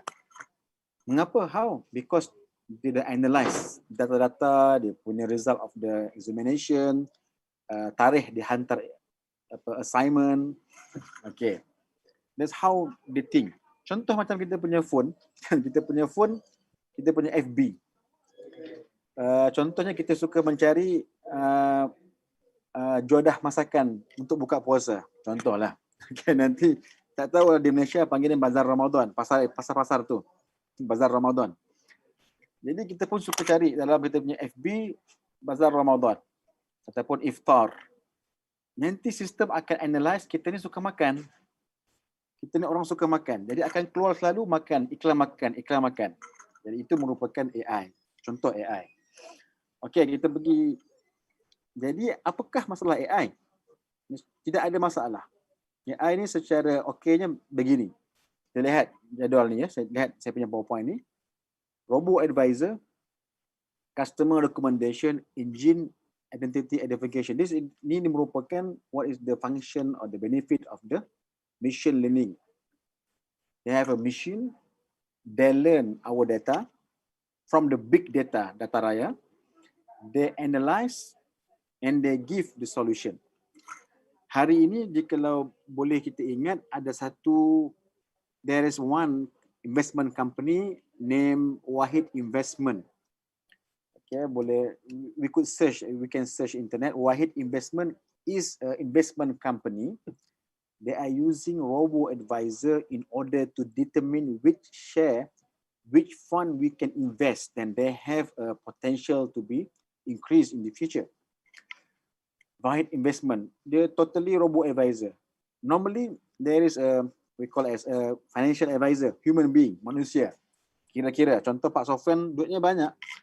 Banyak duitnya, lebih-lebih daripada dompetnya tidak cukup. Jadi mau melaburkan, you want to invest, jadi pergi ke peserta saham ataupun pergi kepada penasihat kewangan, financial advisor. Dan dia akan nasihat, they will advise, okay, you go to this fund, buy this fund, boleh beli ini punya unit amanah. But why investment? No, they are using robo advisor. Everything is robot. Jadi robot ni dia akan calculate. Dan setakat ini robot itu masih lagi bagus sebab kebanyakannya untungnya banyak, 15%, 20%. Okay. Jadi di situ ada kelebihan AI dan juga machine learning ataupun robo advisor. Okay, itu satu robo advisor. So robo advisor nampak di sini nampak maslahah. Okay, lebih bagus daripada orang manusia biasa. Tetapi robo advisor dia tak boleh mengesan sentiment. Robo advisor cannot detect the sentiment. Why? Because sometimes share or stock, they are also influenced by the sentiment, political sentiment. Kalau contoh di Malaysia hari ini, Perdana Menterinya kerap bertukar-tukar. Jadi itu political problem. Tak ada dalam sistem. Jadi kalau orang yang financial advisor, they will advise, no, don't buy this. And sometimes there is a stock or share is belong to the people, influence people. And system cannot detect this. Okay, that's how the difference between machine and human being. If there is something that could contribute to that could influence by the emotional, by the external factors, so the machine cannot detect. The machine cannot trace the data. Okay. Hari ini juga, kalau wallahu alam, sudah ada university, there is university in Malaysia, when you apply for further studies, master S2 ataupun S3, S2 or S3, they will calculate or analyze your attitude. Analyze attitude. And then they will give you marks. How they know? They get your data from the examination. They get the data from your previous universities. They get the data from the, I don't know, so many things, maybe from the tax land. You know tax land, LHDN, cukai negara, cukai. Katanya, oh ini selalu lari cukai ni. Tax evasion. Jadi they can conclude and they give the analyze. This is not good student. Okay. Itu berlaku. Sudah ada universiti yang menggunakan sedemikian. Sedangkan kita ini sudah berazam jadi student yang baik. Kan? Jadi benda itu, this is the loopholes or the weaknesses of the machine. Contoh, satu perkongsian. Kita di Malaysia, we have Syariah compliant stock or Syariah compliant shares. How they determine? Because we have benchmark. If the company invests 90% in halal industries, so it could consider as a Sharia compliant. If the company invests or their money is from loan, pinjaman faedah, pinjaman riba, more than 20%. So it consider it's not compliant. Okay, not compliant. But there is a financial calculation. Okay, robotic can do that. AI can do that. It's very simple. But the problem is there is also company. Contohnya airlines company, airline, kapal terbang. Di Indonesia Garuda namanya kan, Garuda. Di Malaysia nama dia MAB, Malaysia Airline Berhad ataupun MAS lah, MAS. Dahulunya MAS ini bisnesnya jual tiket kapal terbang. Only ticketing. So ticketing is actually compliant. You sell ticket and then people buy ticket and they'll go to anywhere. So actually there's a good business. There's a halal business. Macam taksi, ya, macam taksi dan sebagainya. But in Malaysia, we not consider that. We consider because MAS or the airline itself, even though the business is only ticketing, sell the ticket, but inside the flight or during the flight, they will serve liquor. Dia akan kasih arak. Bukan kasih lah, dia bawa botolnya, dibawakan, siapa ingin dia kasih. Percuma saja. Boleh minum, banyak-banyak pun tak apa. Okay. So, what happened, Malaysian scholars in that time, our ulama-ulama Malaysia ketika itu, walaupun business, even though the business, the money is halal, tapi because they are serving arak or liquor, beverage, that the image, you are serving the arak. Jadi dengan itu Malaysia pun membuat keputusan MAS ataupun Malaysian Airline System saham, the stock of MAS stock ataupun sahamnya MAS itu tidak halal kerana image-nya itu menghidangkan arak. Jadi perkara ini tak nampak. We cannot calculate this. Okay, that's how the different human being, human intellect and also the system. So what this topic? Okay, I go straight to the topic. What is the problem? Yes, if one day, sebab I have one student, master student, they are doing about robo-advisor.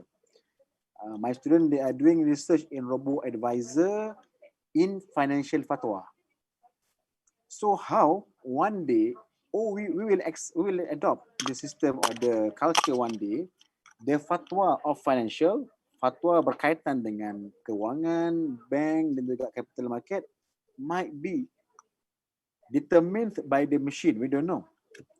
Satu hari nanti mungkin saya sendiri nak tahu fatwa, saya tekan itu sistem, I click the system, saya tanya apa hukum sekian. We ask the system, we ask the judgment, and then they will give the answer. Sekarang sudah berlaku. Kalau boleh buka di chatbot. Chat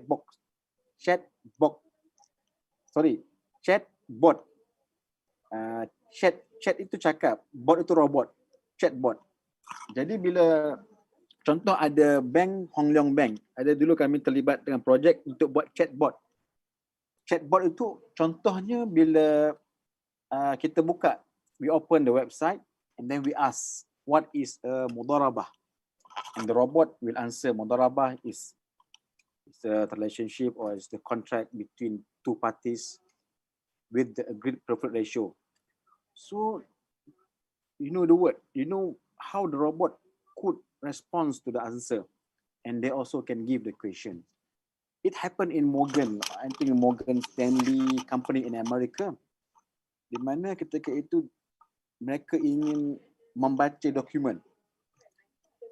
Antum tahu dokumen bank ni tebal-tebal, dokumen beli rumah pun tebal. Oh, kalau terjatuh kepala pening, kepala boleh bikin pening. Okay, tebal, dokumennya tebal. Siapa nak baca? Who want to read the very thick document? So what they do, they put the document in the system, AI. AI will read the document and AI will analyze. AI will tell the discussion or the report and everything. And benda ini menjimatkan masa. Okay, jadi AI itu ada kebaikan, bagus. Tapi bagaimana, how if we try to accept AI try to accept machine learning in fatwa. So benda perkara itu perlu itu challenge lah. So saya kata this challenge. Okay, apakah challenge and risk? Lack of human contact. Katanya Antonio Gomez, no human contact. Everything is from the data. Unrealistic expectations. Societal misunderstanding, privacy problems. Okay, why privacy problem? Because the data could be hacked. Boleh kena godam, boleh kena curi. But another way, potential job. For example, Citibank and Goldman Sachs, they did a retrenchment. They reduced the number of employment. Why? Because they are relying on the machine and the AI. It's happened in US. Okay, in US. Okay. That what is AI? Now, yeah, AI is they're giving the assist human being, but in one day they start to think how about if the AI could assist fatwa in doing the fatwa.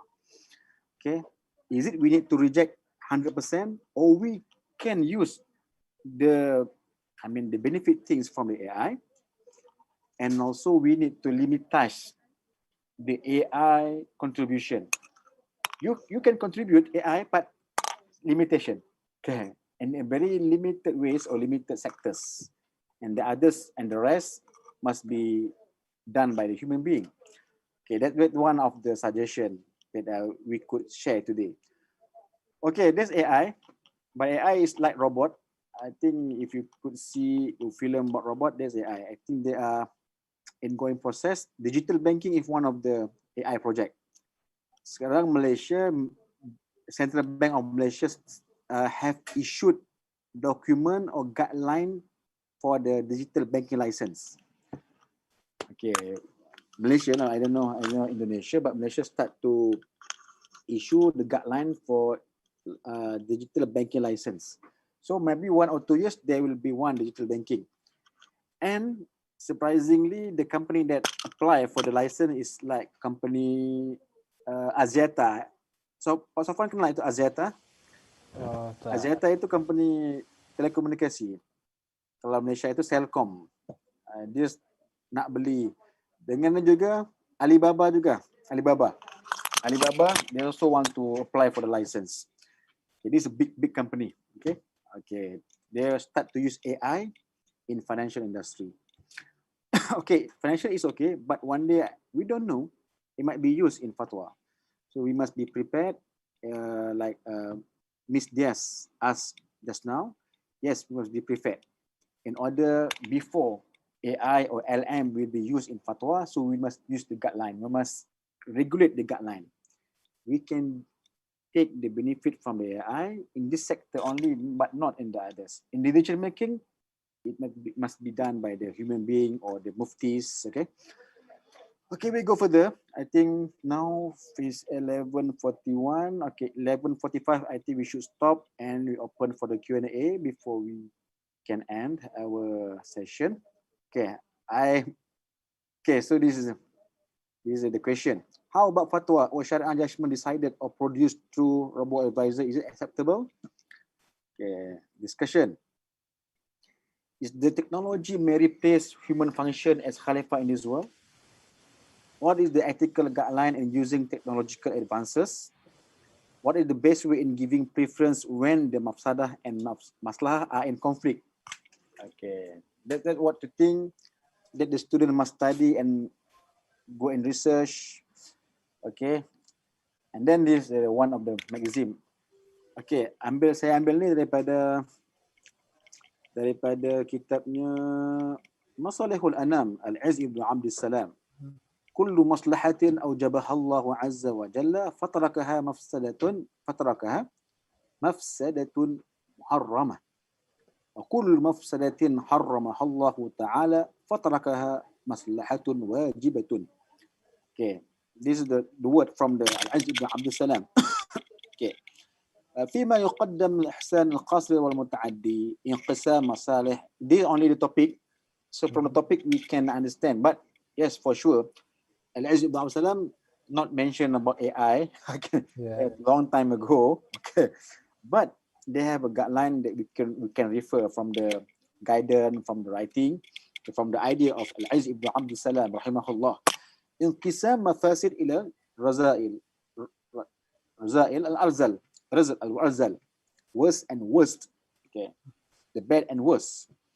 So in this case, for example, in cryptocurrency, we can put in the muwazanat, put in the we call as a scale. Is it which is worse, which is bad, which is most called worse? Worse, W-O-R-S-E, bad, and W-O-R-S-T, worst. So how we want to calculate? So the study need to be done. Okay, and then this system or this technology, it keep on changing. Today we say it's haram, and tomorrow they change to halal. Why? Because they keep on changing. The system is actually very vulnerable to the change. They are system. They are robot. Like car, Mr. Sofwan, Bapak Sofwan pandu kereta. Hari ini laju, esok perlahan. Yeah. Bila-bila boleh perlahan. Why? Because you control the system. You control the machine. That's why when we do something, we cannot say this haram, cryptocurrency haram. No, we must provide the guideline because the system they can adopt to the change. Okay, that's not like arak, liquor, beverage, and also with the judi, maisir. They are totally haram. We cannot say, okay, you can do arak, but you must follow the idea. No, there's no guideline to arak. Arak is haram and haram. But the system, the technology, cryptocurrency, AI, LM, they can be guided with the several ethical guidelines, also guidelines. Okay, so what we do is I try to elaborate the answer to Ms. Diaz. What you need to do, we do the guideline, do a research, do an assumption, and and suggest some guidelines. The better we suggest guideline compared to we judge something. Only not haram. We must reject. No, you cannot reject. This is something that called as technology. We cannot reject. We can control. Okay, then what we could say today. Okay, things to be considered deeply. How far the technological advances contribute to our life activities. Okay, must consider. For instance, okay, I think this we have discussed before. Okay, and then we go to conclusion. This is last. IR 4.0 really brings women to the age of robotic ages that are going towards technological inclusion globally. Inclusion, I say, because like I mentioned before, 90% of the human have access to the phone or to the internet. The balance of muwazanat between technology and human ability should be considered fairly by allowing the man-made innovation remains at its main duty as to assist human, not to replace them at all. Yes, robot can assist us, but not to replace. When we driving the car, yes, we control the car, even though everything is machine, everything is mechanical, but we are driving, we are driver. We will determine where we want to go. Okay, then third, I'm sorry, Allah, jawabnya. Allah. Afwan. Okay, Bismillah. Okay, the mandate of Khalifah to mankind, that comes together with the ni'mat of aqal, intellect must be upheld. Human is the driver, okay, I said, the driver, not to be drove. The good technology is the one which could improve quality of human life, not vice versa. So we must use the technology, don't reject the technology, but use in a good ethical. Use as a human, as Khalifah, not to be the servant of the technology, the hamba, okay? But we use that with the ethical. Kita tak seperti Barat. Western, they are very liberal, secular. No, we are Muslim, we believe in God. And we believe that is something entrusted to us, amanah. So we try to manage, but case by case basis. We cannot generalize the idea. Or all cryptocurrency haram, all AI haram. No, we cannot do that. We must case by case basis, study deeply, and then make suggestion by creating the guidelines. Okay, guideline. I think that's a good the most moderate, how to deal with the technology to be in the muwazanat between human and also between the technology advances. Wallahu subhanahu wa ta'ala alam. Thank you for listening. Assalamualaikum warahmatullahi wabarakatuh. If there are any question, we have about 10 minutes, insyaAllah. Try to... Ya, waalaikumsalam warahmatullahi wabarakatuh. Thank you very much. Syukran jazilan ala syarahan-syarahan yang begitu menarik ini dari Dr. Shahid. Yes, we still have 10 or 15 minutes for new question about this AI or maybe about cryptocurrency. Anything you want to ask, just say it here. Do you still have anyone who want to ask? Saya, Pak. Okay, yes, silakan. Silakan. Assalamualaikum warahmatullahi wabarakatuh. Waalaikumsalam warahmatullahi wabarakatuh. Waalaikumsalam warahmatullahi wabarakatuh. Jadi seperti ini, Mr. Said. Ini dulu, introduce. Oke, Ya. maaf Pak. Saya Kinasya Safina Salma dari Prodi Ekonomi Islam. Saya ingin bertanya, Mr. Shahid, apakah cryptocurrency itu termasuk harta dan apakah dapat diwariskan? Karena kan kalau misalnya ada yang menggunakan cryptocurrency dan dia sudah wafat, itu hartanya akan dikemanakan? Terima kasih. Okay. Thank you. Okay, terima kasih ya. Siapa tanya tadi? Miss Safina Salma. Safina.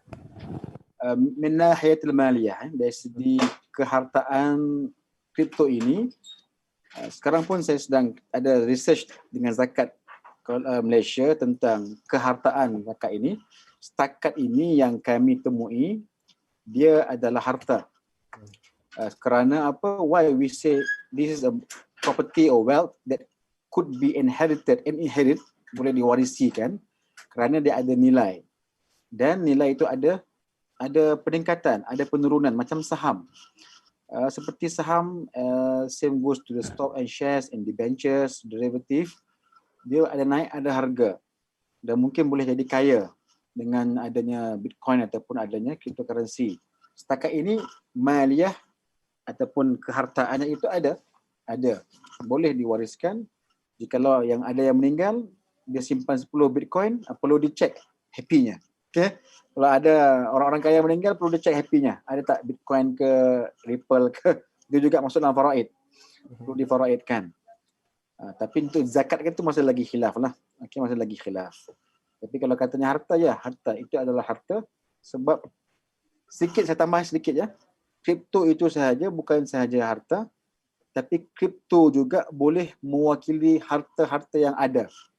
Contoh, kalau Miss Safina ada tanah, ada itu tanah, kan tanah ada kedai, Miss Safina boleh securitize kan, letak dalam token. Dia panggil tokenization.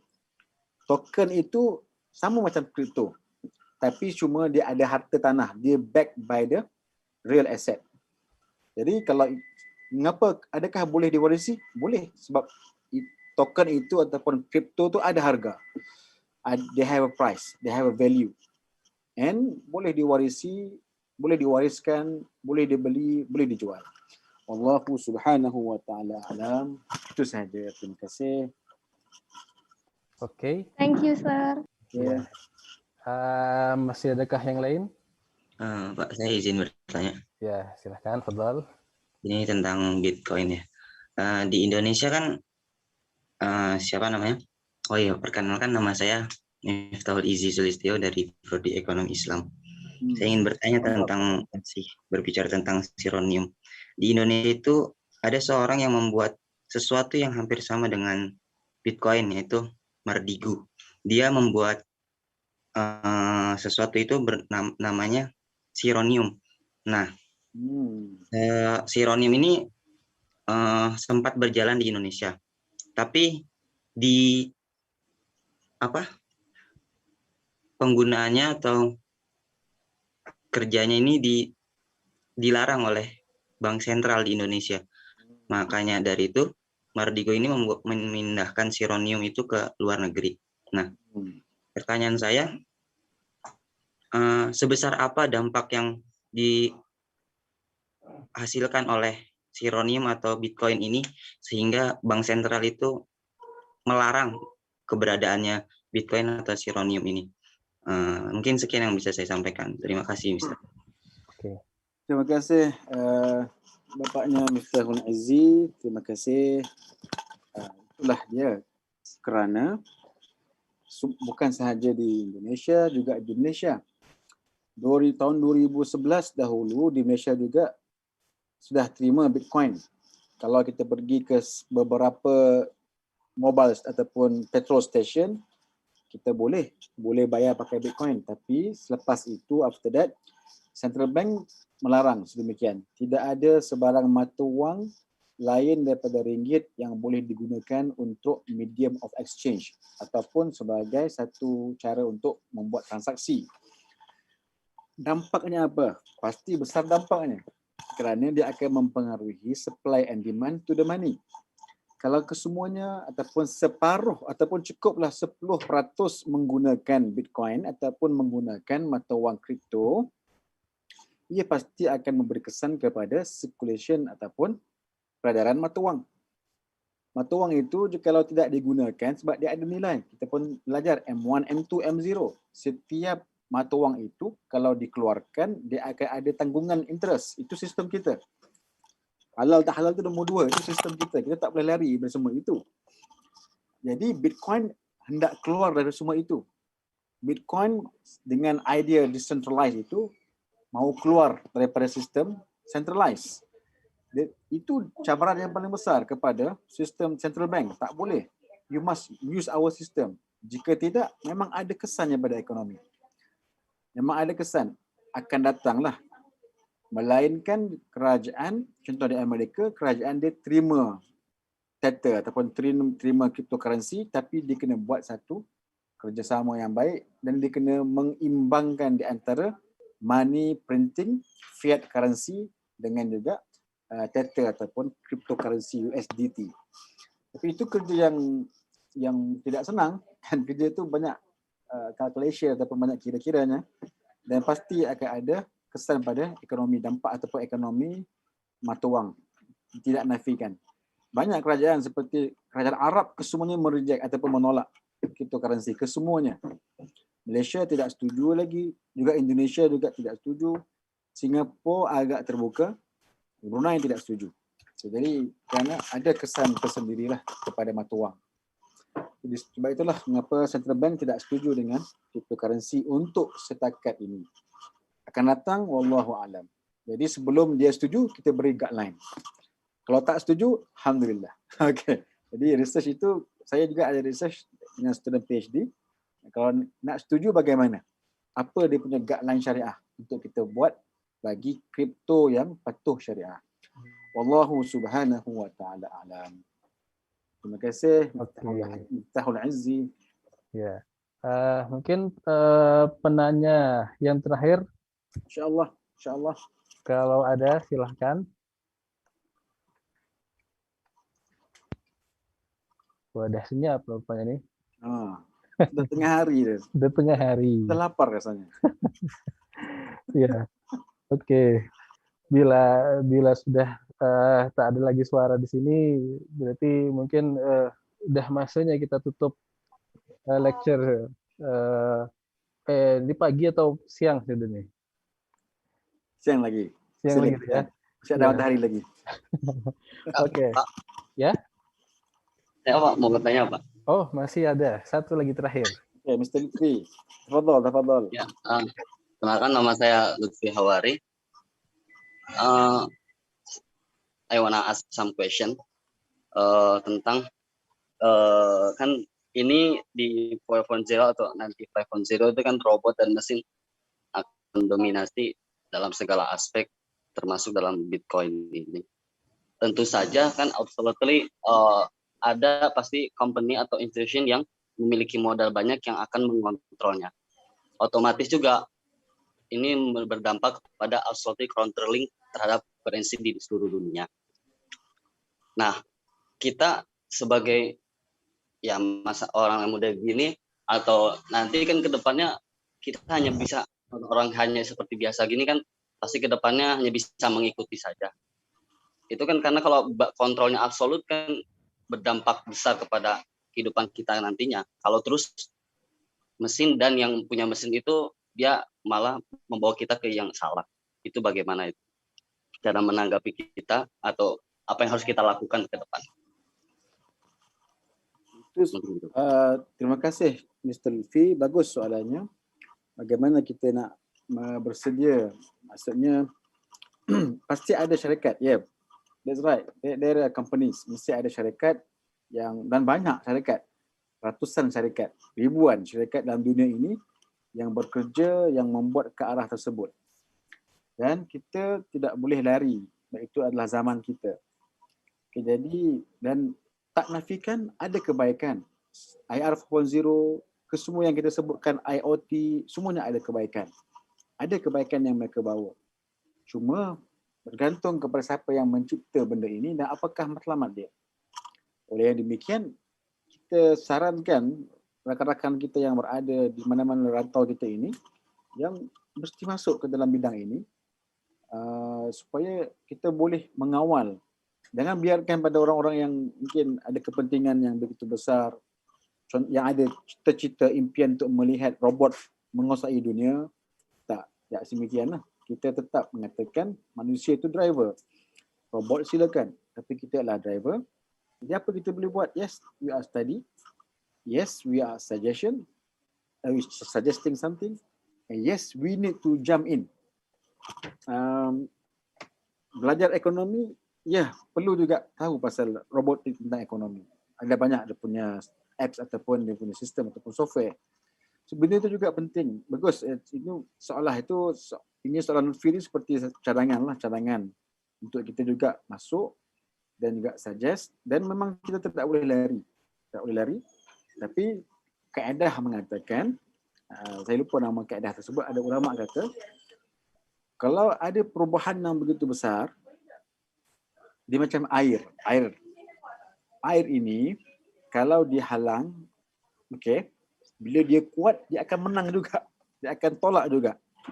Jadi apa kita buat? Kita akan buat dia punya channel. Contoh macam di last Mr. Safwan di Belanda, di Netherlands. Belanda ini negaranya berada di bawah paras laut. So orang Belanda tahu mereka tak boleh nak lawan air. Air ni banyak dan air ni kuat. Kalau banjir itu begitu kuat. Apa mereka buat? Mereka buat banyak river. Sebab tu Belanda banyak dam, banyak empangan. Sebab mereka nak cater air yang datang. Mereka punya idea, air tak boleh larang.